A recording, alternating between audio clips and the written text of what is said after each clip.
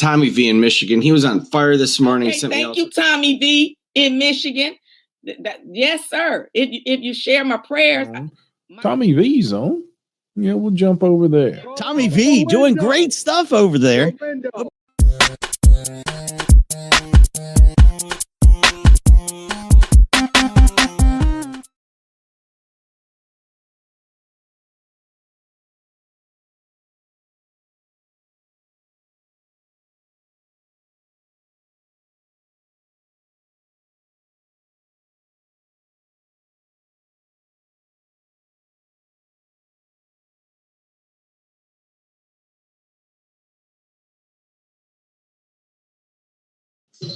All right, this is State of Michigan versus Christopher Butler, case 240573601. Today is the date set for a redetermination hearing. Appearances, please. Jennifer Douglas for the people, P72748. Reagan on behalf of Mr. Butler, judge who's here for bond redetermination. All right, Mr. Reagan, as to bond. That's the bond. I'm asking the bond right now, Judge. What is bond? Because I don't have the amount. I have it as 100,000 cash with tether house arrest. Okay, you know That's what I have it as. I'm asking for 100,000 personal, Judge. He doesn't have any prior assaultive history. This is a case, Judge, between he and his sister. He was living and staying in the house, Judge, watching his sister's kids. Yeah, this was a bad day, Judge. They got into an argument. But the thing that I want you to understand, Mr. Butler did some things that we talked about I wasn't too cool with, kicked over a gas can. And when he came back, Judge, he was arrested. He sat with the police and he talked to the police. He didn't try to not say, I don't want to make a statement. He told him, he said, hey, I was mad. I kicked over the gas can, never poured a gas can. I broke the door. I gave my sister some money for it. It's my understanding the sister was like, I didn't know it was going to get this far. She went down and signed a statement saying she didn't want to pursue this. He's supposed to be helping the sister move to North Carolina. But in no way, shape, or form did he say that he ever try to pour gasoline, on anybody. He kicked the gas can over. He said, I was angry. I was stupid. I did something by mistake I shouldn't have because we were arguing. I was mad. I never poured any gasoline. And he made that statement to the police. He said that, Judge. And it was a bad day. And sometimes we got to learn to control our emotions. You know what I'm saying? Never put his hands on her. You know what I'm saying? Never grabbed her up, because it was more of an argument. He was getting mad, taking stuff, kicking stuff over, breaking, knocking on doors real hard. And the door broke. Like you said, he knocked on the door real hard. It broke. He paid for it. This is a sister-brother situation, Judge. No prior assaultive history. She says she doesn't want to pursue it according to him. I'm just asking for personal. Now, if the court wished to, because it is a case in our system, do a tether, he can't go back to that location. I do understand that. But I think, it's a family situation. I don't think she's in danger. I think it was a bad day. He sat down, talked to the police, admitted that. And I think that's what it was, Judge. I'm asking the court to reduce bond to person. All right, Ms. Douglas. Your Honor, we're asking the bond to stay the same. Here we think there is a danger to this complaint. Well, there's 4 complaining witnesses, including the 2-year-old twins. Your Honor, here, this isn't just a situation someone knocked on a door too hard. Knocking on a door doesn't break a door. And here we have a broken door. We do have a gas can, which would corroborate that gasoline was poured, although I know Mr. Butler says he just kicked it over. Even if you kick over a gas can, that is dangerous, especially if you also kick over a lit grill. We have 2 small children here involved. This is apparently taking place with them present. And we have concerns because the complaining witness indicated to police that at some point while Mr. Butler was raging, she goes inside and says, I'll kill you if you come in. And he says, no, I'll kill you. So given all of these things together, we do have concerns for the safety of this woman and her children, that Mr. Butler could have become angry again. He doesn't live there. If he became angry, there's all sorts of things he could have done. He could have gone home or anywhere else a grown person can go. That doesn't involve kicking over a gas can and a lit grill and breaking doors. So we're asking for that bond to stay the same for safety. All right. Having had a chance to review the investigator's report, I do believe this is a highly, highly dangerous situation. There's one thing of knocking over a gas can. There's another thing of hitting the house as well as the garage. That being said, I do believe that I can lower this bond. It's just I am going to set a cash bond in this matter. It's going to be 100,000, 10%. With the same conditions applied. So it's going to be a GPS tether. I won't put you on house arrest, but there will be a GPS tether with no contact with all of the complaining witnesses in this matter. The next date is going to be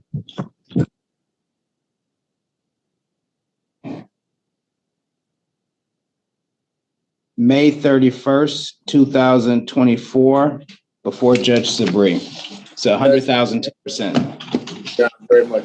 That's the same as 10,000. I just want to, make the record that that's still really unaffordable for. He's not working right now. That's intentionally unaffordable. I do believe that a cash bond is necessary for the safety of the community, and somebody's going to have to vouch for this person while this matter is pending. I'm sorry. Go ahead, Ms. Douglas. Oh, I was just going to say, I didn't have a note about the complaining witness signing a refusal to prosecute. So I don't know if that's something that happened. I didn't see a note in there. I don't have it either, but what I do see is on the investigator's report, they don't have a witness statement or listed as a witness for the complaining witness, the sister complaining witness. So that leads me to believe there's some credence to that argument that there is that statement. The eyewitness testimony is from listed witness number 5, which I believe was complaining witness friend. Okay. That's where I took it as. So bond is to remain intentionally unaffordable, 100,000, 10%. That concludes the hearing. All right.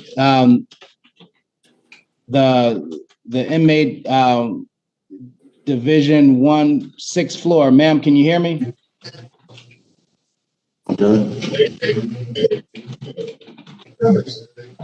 Say your name. Say your name. Me? Yes, you. Tia Baker. Thanks, Ms. Baker. All right, this is State of Michigan versus Tia Baker, case 24057381102.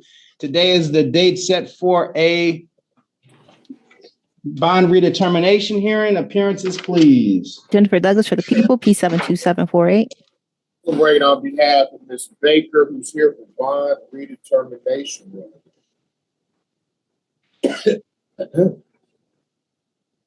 All right, today is the date set for the redetermination hearing. Mr. Reagan has the bond. As to bond, Your Honor, this is a triple bagger. Ms. Baker and 2 other defendants, Judge. Ms. Baker's 58, no prior criminal history, Judge, to my knowledge. Not on probation or anything like that. Judge, this is a case of unarmed robbery. And this is unarmed robbery and great bodily harm, Judge. I'm asking for Judge bond is 100,000 cash, surety GPS.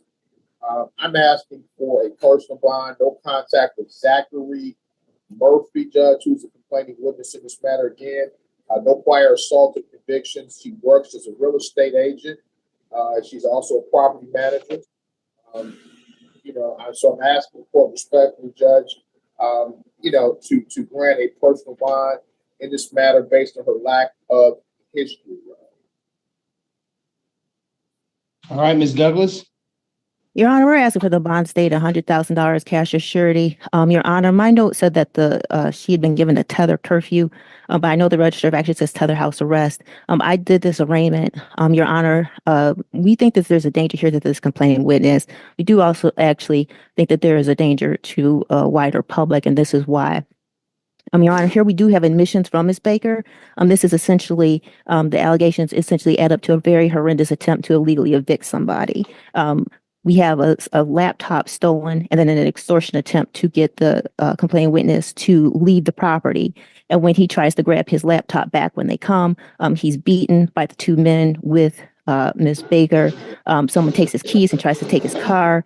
And Your Honor, there's a neighbor there who witnessed this. So it's not just the complaining witness saying this happened. There's a neighbor who witnessed it and was able to give police the license plate number. And that's how the police caught up, because the police went to the address that the car was registered to. And apparently Miss Baker and the other two went and stopped for breakfast, so that the police were able to catch up with them. And so we do have the admissions by Miss Baker. We have the complaining witness's belongings inside of that vehicle. And this is supposed to have been a property that Miss Baker owns or co-owns, that they wanted the resident out of. I did go and do some title searching on this, Your Honor. This appears to be a two-family flat, and this is one half of the two-family flat. I did not see a recorded deed transferring any of the property to Miss Baker, which isn't legally required, but I didn't see that. And what I would point out, something that was said at arraignment and was said again here about Miss Baker owning multiple properties, being management, having real estate license. That would, if that was the case, that would mean Miss Baker knows that that's not how you can evict a person, Your Honor. You don't get to extort someone or beat them. But I did, in between the arraignment and today, have a chance to check the LARA website. And the only Baker who had a real estate license had their license expire in 2015. So either the LARA website is wrong, or Ms. Baker is not a licensed real estate agent, as has been presented to the court twice at this point. So we do have concerns about Ms. Baker providing false information about her employment in an attempt to get a better bond. We have concerns about the safety of this complaining witness, and we have concerns about the safety of any residents who Ms. Baker may want to evict. And given that there are admissions, given that there is corroborating evidence of the property of the complaining witness being in the vehicle, given that there is that witness who also got the license plate, we think that that goes towards the strength of the case, and we have concerns for safety. We're asking for that bond to stay the same. Judge, I don't know One second. One second, Mr. Reagan. Yes, sir. And I did email the license stuff. I'm sorry, one second, Ms. Douglas. Give me one moment.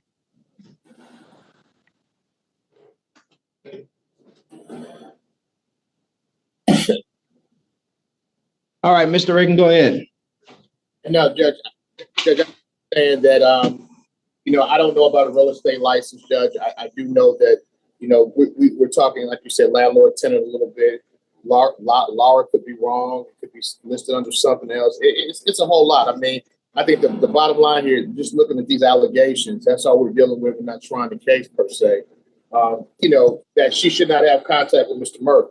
I mean, I don't want to do a presumption of innocence, guilt, any of that, because it's just allegations. There's two sides to every story, and that'll all come out of the process. I just think that a lot of times with these landlord-tenant situations, they get overly zealous, overly heated, but there are always two sides to every story. I don't know what Mr. Murphy did, said, how he reacted. I know everybody was kind of together for him. I just think no contact would be appropriate, obviously. But she doesn't have any criminal history. Hold on, Judge. I'm sorry. All right, Ms. Douglas, I cut you off too. What do you have to say? Okay. Your Honor, I was just going to say that I had emailed Mr. Reagan the search results when I did the search by name for Ms. Baker, so that he would know what the entire search results were. And there's only 3 names that come back when you search the Baker. One of them with a real estate license, but like I said, the expiration on that was October 31st of 2015, Your Honor. And so the LARA website is pretty reliable. I've had lots of experience with that LARA website, looking up real estate licenses, Your Honor. And I know Mr. Reagan didn't make up anything about real estate license. And there's a different defense attorney at arraignment, and I know they didn't make up something about being told about a real estate license. And so we do have concerns here about whether there's information being provided to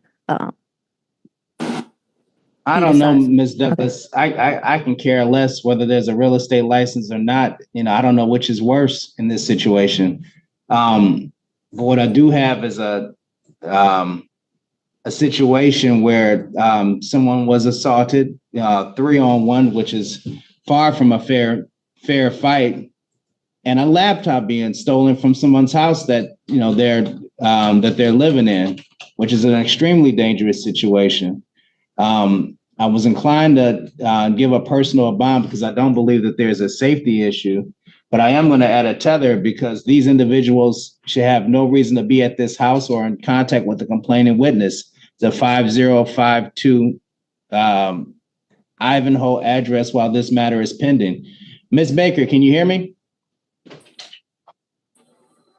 Okay, I see you nodding your head, but I can't hear you. Can you hear me? I can hear you.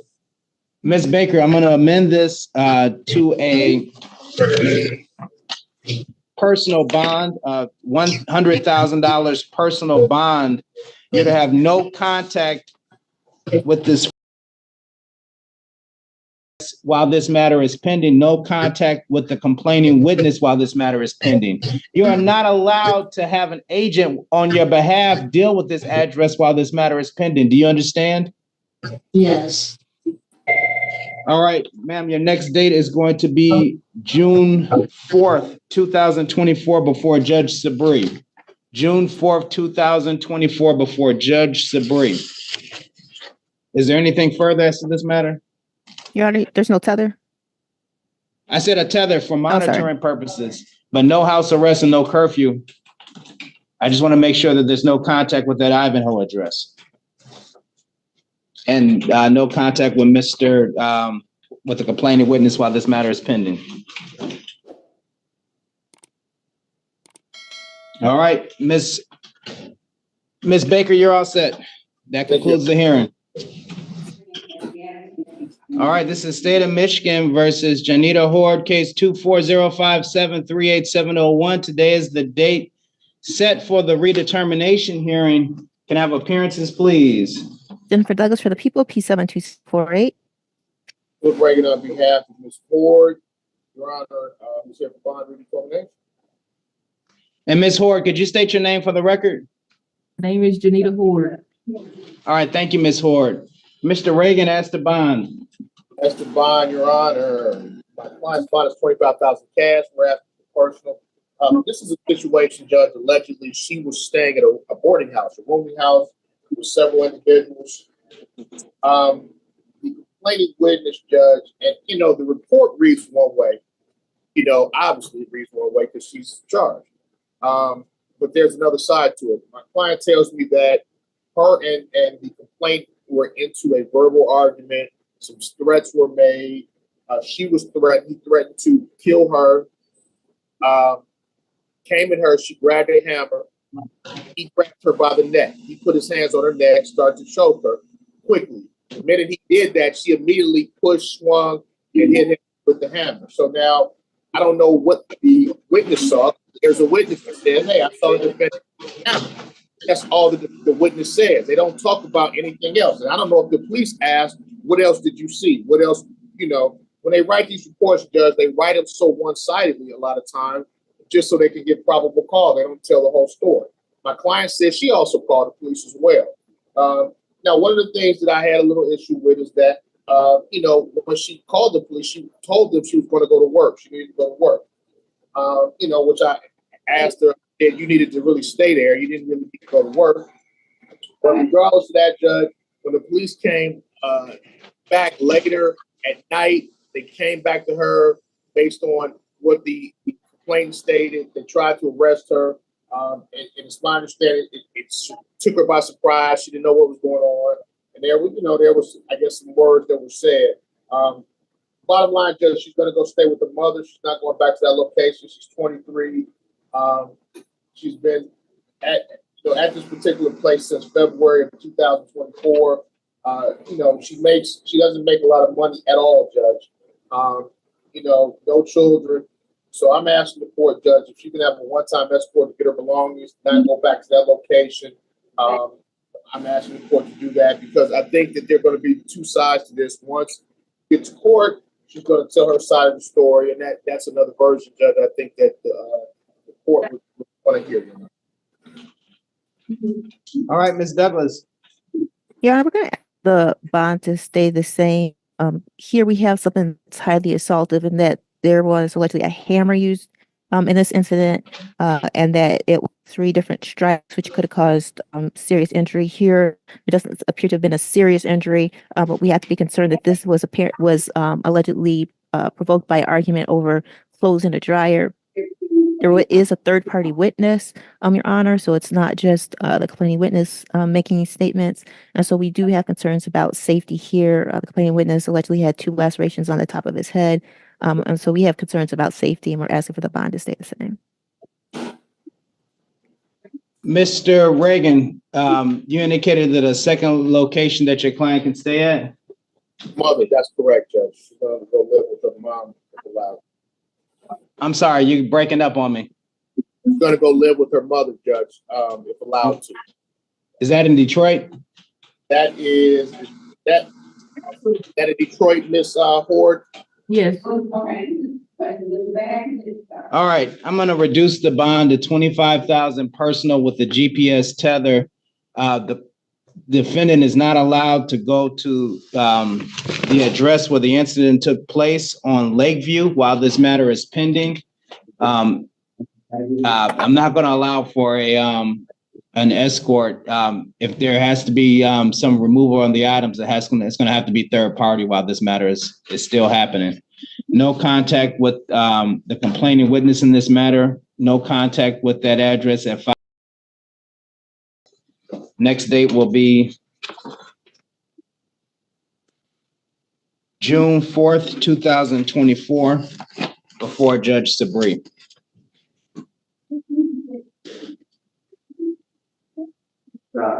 Thank you, Your Honor. All right, that concludes the hearing.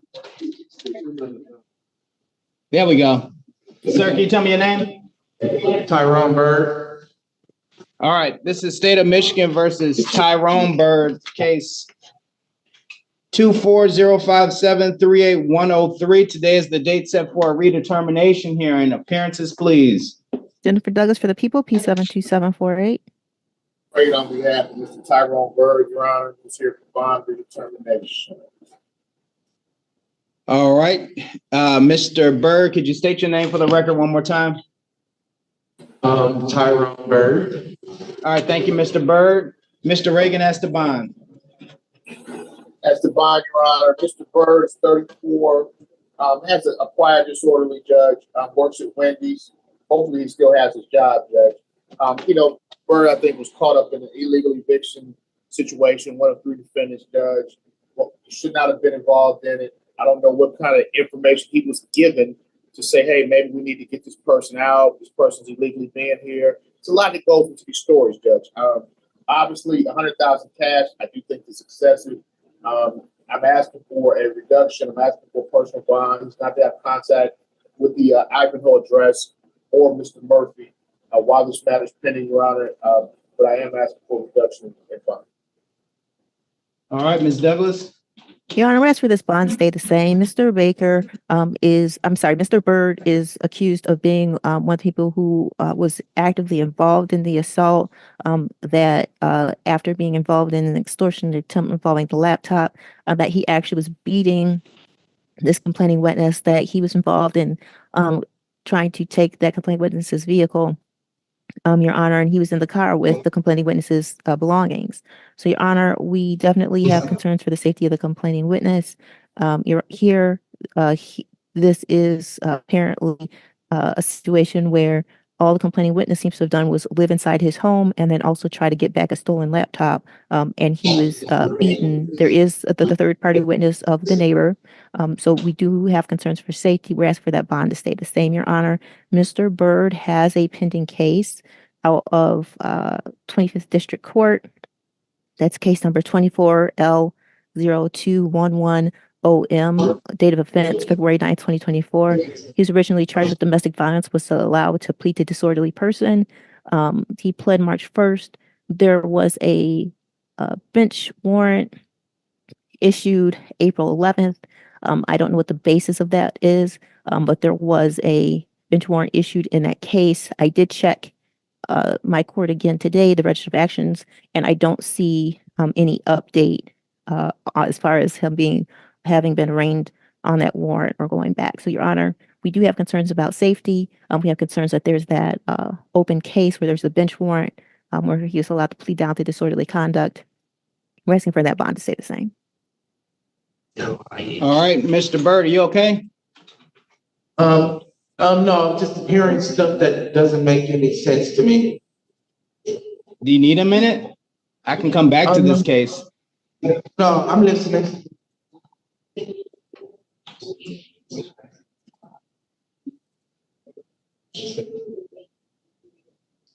Now I'm gonna come back. We'll do another one. A few moments later. All right, back on the record in the state of Michigan versus Tyrone Byrd. Mr. Byrd, can you hear me? Yes. Okay. Haven't had a chance to review the documents as well as hear argument from both Ms. Douglas and your attorney, Mr. Reagan. I am going to reduce the bond in this matter to $100,000 personal with a GPS tether. Mr. Baker, so you're to have no contact with the complaining witness in this matter, as well as that address on this matter is still pending. Do you understand? Yes. Sir, you're to have no business at this address on, I don't care if you're working on somebody's behalf. You can't do this while this case is pending. Do you understand? Yes, sir. All right, sir, your next date is before Judge. Did I call you Baker? I'm sorry, Mr. Byrd. Sir, your next date is before Judge Sabri on June 4th, 2024 at 8:30. Okay. All right, that concludes the hearing. Looks like a microphone with X in it. There you go. Can you tell me your name, sir? Tyson Byrd. All right, State of Michigan versus Tyrone Byrd case.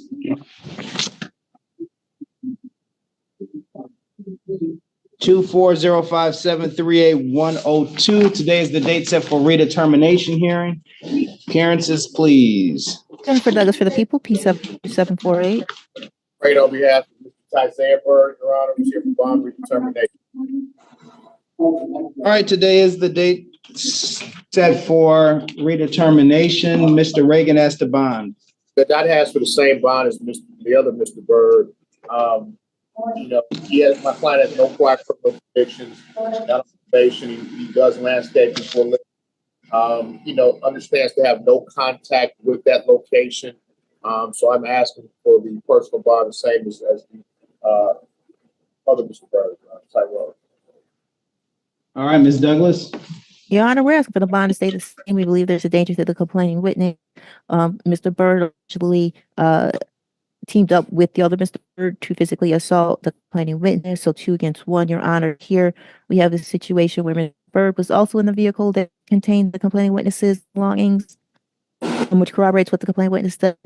And again, for this record, the third-party witness who witnessed assault was able to get that license number that Mr. Byrd was later found in the vehicle with the complaining witness's belongings. So, Your Honor, you have concerns here for the of this complaining witness, and we're asking for that bond to stay the same. All right, I'm going to reduce the bond to $100,000 personal with the GPS tether. Mr. Byrd, sir, you're to have no contact with the complaining witness in this matter, as well as that Ivanhoe address while this matter is continued. Do you understand? Yes. Can I speak with my attorney? Sure. Mr. Reagan, can you hear me? All right, I'm going to put you in a room with Mr. Byrd. Just let Mr. Byrd know I'm not going to be his attorney after today. I'm just doing the bond. I just wanted to understand. I don't know if he wants to talk about the case and all this. Is something dealing with the hearing today? Okay, I would just. I'll go ahead. I just wanted to make a. I was trying to say I never got a chance to make a statement where I was never actually placed under arrest or anything. I have. Mr. Byrd, you're not in a private room right now. Everything is over the internet. I'm trying to get you to join the room with your attorney. I'm sorry. You don't want to make a statement right now. But go into the room, talk to the attorney first. Oh, I didn't know. I don't understand how they operate. I know. Don't worry about it. We're stopping you to protect you. So just join the room. A few moments later. The gentleman that just joined from Oh, 1 second. Mr. Bird, sir, you have a chance to talk with your attorney? Yeah, You all set? yes. All right, then that concludes your hearing.